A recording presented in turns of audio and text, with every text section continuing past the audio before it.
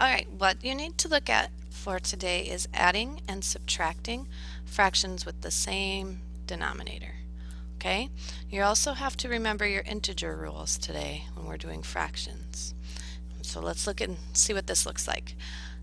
If you're adding fractions with the same denominator, let's say we're adding 1 over 5 plus 3 over 5.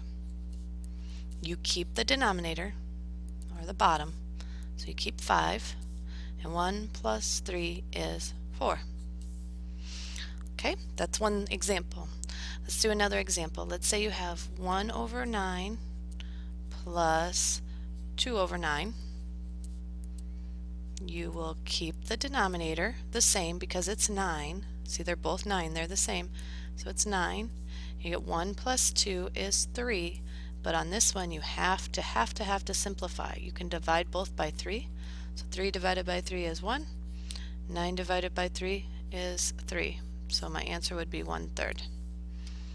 Alright, let's look at what if you have positive and negative fractions. So let's say I have 11/15 plus a negative 2/15.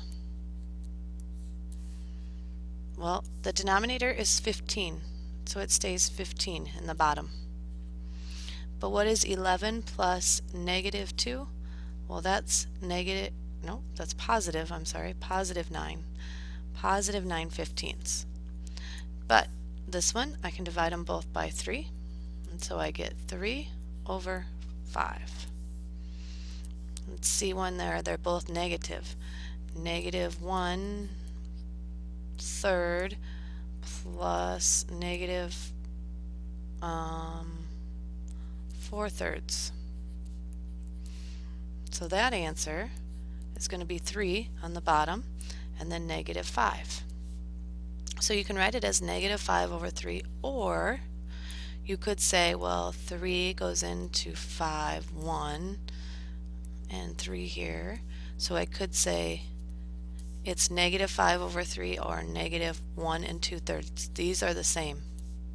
They're the same. Either answer is okay today. What about when you have mixed numbers? 4.5. Nope, not 4.5. Erase. Let's do 4 and 1/7 plus 3 and 2/7. Well, you do 4 plus 3 is 7, and then you have 7 as the fraction, and 1 plus 2 is 3. Let's try another one. 5 and 1 over 8 plus 1 and 3 over 8. 5 plus 1 is 6, and in the bottom of the fraction it's 8, and then 1 plus 3 is 4. Ooh, but I can simplify that one, so I can divide by 4, so I get 6, and then 4 divided by 4 is 1. 8 divided by 4 is 2. Okay. What if you have 8 and 5 over 9 plus a negative 1.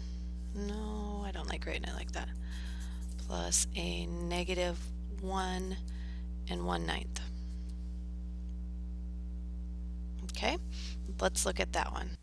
So on this problem, it's actually like you're subtracting because you're adding this negative, so you have to subtract. So it's the same as subtracting. This problem, this answer would give you, oops, where's my pen here? Here we go. 8 minus 1 is 7. Well, yep, 8 minus 1 is 7, and then 5 minus 1 is 4 over 9. Okay, now subtracting is the same way. When you're subtracting, if you have 8 over 9 minus 1 over 9, 9 stays on the bottom, and 8 minus 1 is 7. Okay, but if you have 7 over 8 minus negative 2 over 8. Remember that if you have minus a negative, it makes a big plus. So you would have 9 over 8. Now the only thing that happens when you're subtracting that you have to be careful with is sometimes you have a bigger number. So like, let's say I have two mixed numbers, 3 and 1/4 minus 1 and 3/4. If I subtract, I get 3 minus 1, which is 2. Okay, but if you look here, my fractions that are left, I have 1 over 4 minus 3 over 4. Well, 1 minus 3 gives me a negative 2.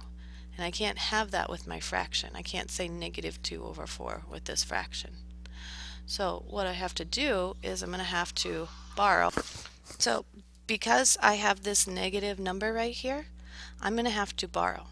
And I know that I have to borrow before I even get that, so I'm not going to leave that answer. That's not right. Because 1 is smaller than 3, so I'm going to have to borrow. So what I'm going to do is I'm going to change this one, this 2 right here, I'm going to make it a 1. And I'm going to borrow 4 from it. I'm going to take 4 from it.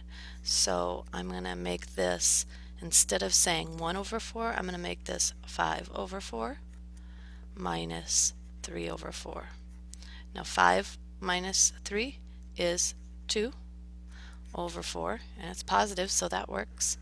Ooh, but one thing we can do, we can simplify. So this is 1, and 1 over 2 would be my answer. Okay?